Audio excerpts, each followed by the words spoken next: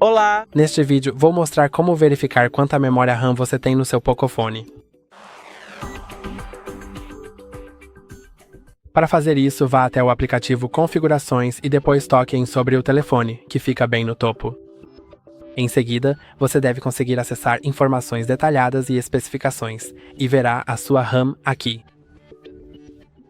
Então, aqui diz que ele tem 8 GB de RAM interna, e que foi aumentada em 4 GB de armazenamento swap, que é como se estivesse usando o seu armazenamento como RAM.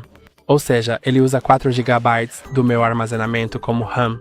E eu também posso alterar isso indo em configurações adicionais, depois em extensão de memória, e posso mudar aqui. E depois de alterar, será necessário reiniciar o meu telefone. Isso é tudo por hoje. Não se esqueça de curtir e se inscrever no canal. Até a próxima!